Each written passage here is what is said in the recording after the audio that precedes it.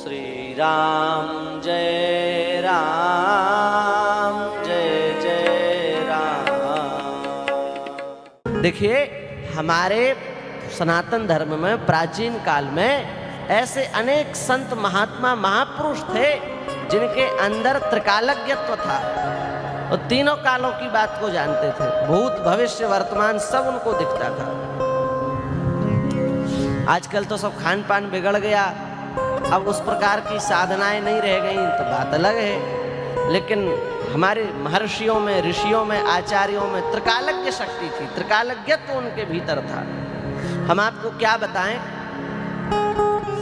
हमारे दादा गुरुजी, हमारे गुरुजी के गुरुजी पहाड़ी बाबा सरकार, बहुत अधिक समय नहीं हुआ उनको, उनके अंदर त्रिकालज्ञ शक्ति थी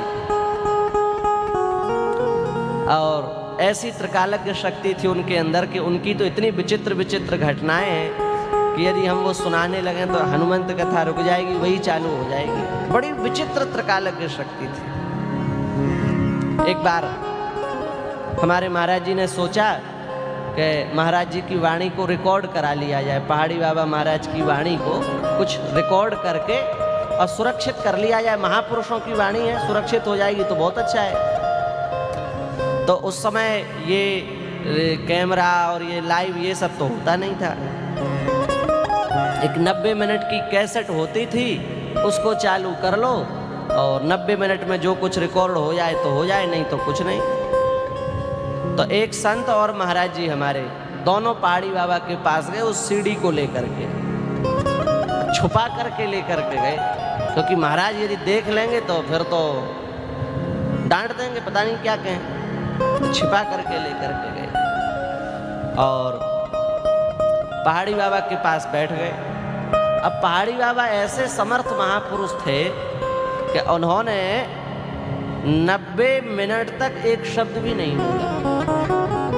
बोले ही नहीं। वो महात्मा ऐसे थे कि उनके जाते ही उनसे बात करने लगते थे, पर उस दिन वो 90 मिनट तक बोले ही नहीं, ऐसे ऐसे गर्दन झुका के ऐसे बैठे।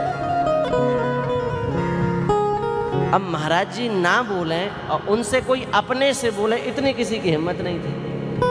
महाराज जी वो बच्चा कैसा, हाँ तो ठीक है महाराज, पर कोई अपने ही से कहे कि महाराज और बताएं आप कैसे हैं, इतनी किसी की हिम्मत नहीं थी। नृसिंह भगवान का स्वरूप थे, किसी की हिम्मत नहीं। तो सोचा कि महाराज बोल भी नहीं रहे, 90 मिनट तो हो ही गया, इसका तो काम हो गया, रिकॉर्डिंग पहले से ही चालू करके लाए थे, दोबारा तो उसमें भरेगा नहीं। तो उठ लो, प्रणाम करके चलते हैं। तो जैसे ही प्रणाम करके उठने लगे और लौट करके गेट तक पहुंचे, सोई बोले रिकॉर्डिंग करने के लिए आया था, हमारी आवाज को कैसेट में भरेगा, कर लो रिकॉर्डिंग। हम बोले ही नहीं, रिकॉर्डिंग कहाँ से होगी। हाँ, पहाड़ी बाबा बोले हम बोले ही नहीं, रिकॉर्डिंग कहाँ से होगी, कर लो रिकॉर्डिंग। अब उन्हें पता कैसे चला कि रिकॉर्डिंग करने आए थे। अब बोले आओ आओ, इधर आओ इधर आओ इधर आओ, अब बात करो क्या करने आए हो। ऐसे समर्थ महापुरुष। रोज आरती हो जाती तो आरती के बाद में मंदिर के बाहर बैठे रहते, ऐसे ऐसे बार बार ऐसे ऐसे करते ऐसे।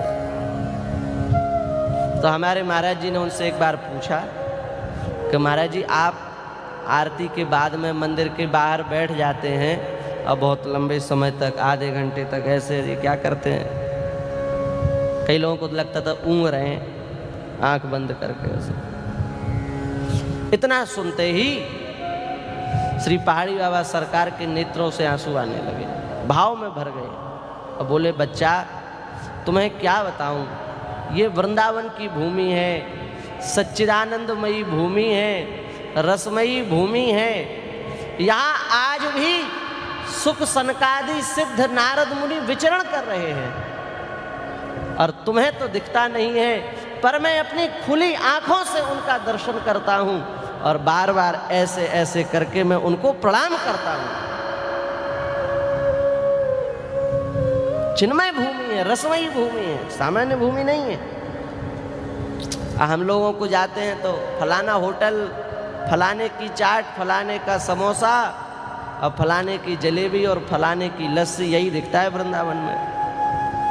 पर उन्होंने कहा कि तुम्हें नहीं दिखेगा मेरे नेत्रों के सामने ये सब सिद्ध महापुरुष आते हैं, मैं उनको प्रणाम करता हूँ। ऐसी उत्कृष्ट उनकी स्थिति थी।